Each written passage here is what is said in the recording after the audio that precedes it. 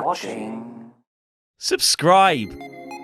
If I was to say Xbox and then ask you what games you'd associate with that name, I'm sure some of you are going to say Halo and Gears of War and maybe a few other titles, but nowadays when I say PlayStation, it's few and far between. There really aren't that many exclusive titles, which again was so different to how things used to be. So I want to go back and look at the cultural phenomenon that was the PS1.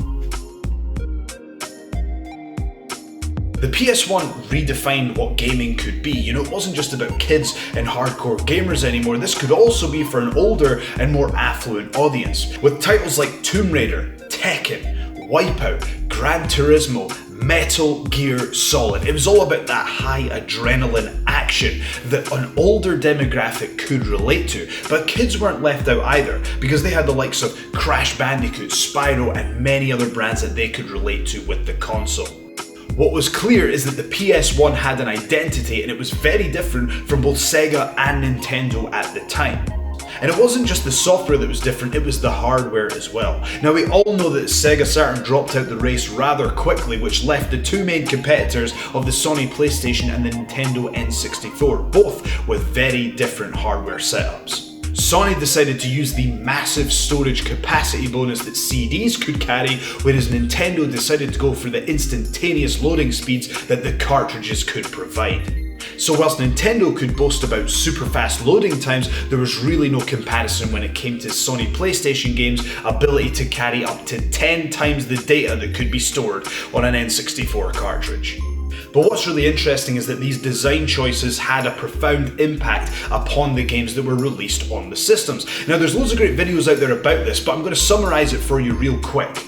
Due to the super fast loading times, the N64 could load up huge, vast landscapes all at one time, although due to the limitations of the cartridge, that meant that the textures within that environment would tend to repeat. PlayStation, on the other hand, could have much more detail, but it couldn't load as much at the same time. This led to the N64 having vast, adventurous landscapes with the likes of Ocarina of Time and Banjo-Kazooie, whereas the PlayStation would tend to break the games up into much smaller rooms or levels, but with much more detail with the likes of Metal Gear Solid or Crash Bandicoot and Tomb Raider.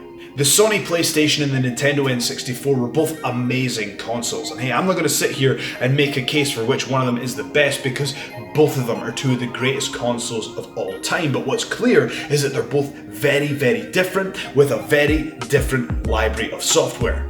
And whilst you can make an argument for either the CD or the cartridge when it comes to the type of game, what's really hard to debate is the quality of the CD soundtrack. The PlayStation was really the first time that we had mass market popular songs in huge video games, and that led to some of the most iconic soundtracks of all time. Think about the Gran Turismo series, think about Tony Hawk's Pro Skater 2, think about Wipeout 2097. The PS1 gave birth to one of the most amazing, most important parts of video games, and that was the CD soundtrack. For the first time, we were really seeing that the soundtrack could become as important as the gameplay itself, and the PlayStation undoubtedly utilized that advantage over the N64. It's not just the console and the games itself. Let's talk about the marketing, the way the console was presented. It was really bold and at times creepy, but again, it formed part of a culture. Now you know what I'm about to talk about if you remember the PlayStation. I'm going to talk about that really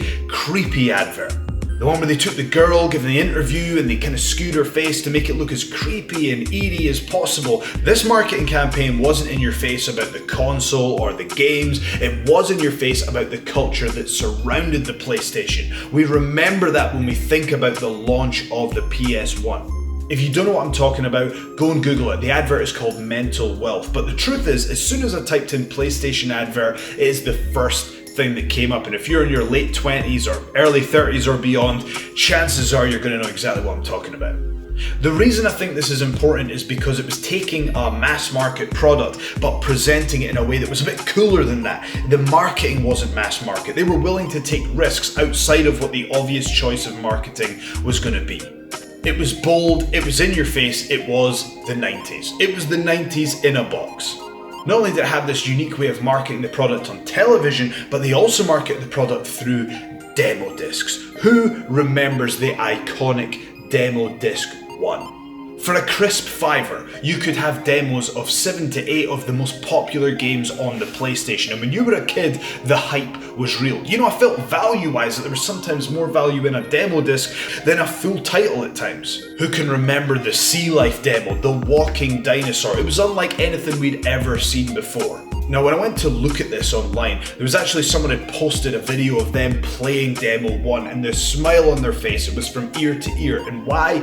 Because it triggers nostalgia for people who remember the PS1 and the demo disc. It was an important part of our childhood or teenage years. Now, I know we can't get demo discs back, but what if we paid a little tribute to that? And it's one thing for me to complain about all the problems, so I'll tell you what, I'll offer up a solution. If I was the head of marketing at Sony for a day, I would bring back the demo disc, but not as a disc obviously. How about the demo download? And one thing that PlayStation lacks is exclusive titles. So what if Sony PlayStation made a financial incentive for indie developers to develop a game exclusively for the PlayStation, and the 8 best ones could feature on the demo download, and then it could become a regular feature presented with the same menu, the same options, just to trigger a little bit of nostalgia for the people who played the original PS1. It's just an idea, but you can't underestimate how powerful nostalgia is. And while I'm at it, I'm going to bring back the 2 loading screens that we know and love, just because why not?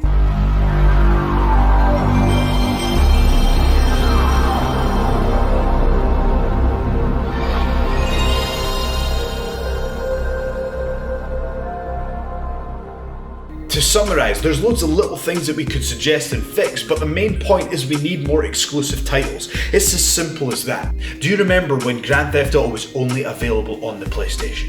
Can you imagine the power that that gave the PlayStation? When they started releasing it on both the PS3 and the Xbox 360, it just removed my reason for needing to get a PlayStation, and at that moment I feel like the brand really lost its identity.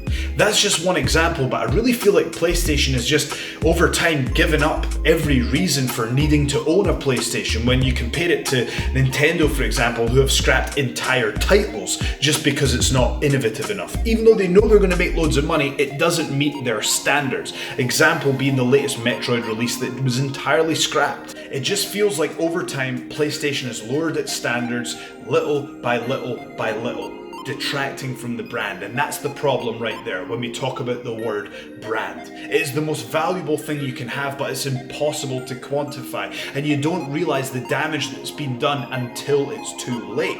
On the flip side, you look at someone like Nintendo, who's willing to forgo profits in the short term to build to the long-term brand. It has paid dividends in the long run, and I feel like PlayStation needs some more of this long-term thinking when it comes to how they manage their brand, specifically when it comes to the release and the maintenance of the PS5. However, all hope isn't lost. With the PS5, there's an opportunity to redefine that brand and redefine customer perception of what the PlayStation is. Interestingly, Let's Go Digital has recently reported that PlayStation has filed a patent for a cartridge system for the PS5. This has led to rampant speculation about whether this is going to be an SSD drive, whether it's going to be a portable handheld similar to the Switch, or something completely different. Hey, could even be old cartridges for all we know, but the point is, it looks like they're having a go at doing something a little bit different from what they've done in the past. So, we'll give them the benefit of the doubt. Let's look forward to the future release of the PS5. I've been Joe Hendry, this has been ScreenStalker. Make sure you like, share and subscribe, and I'll see you next time.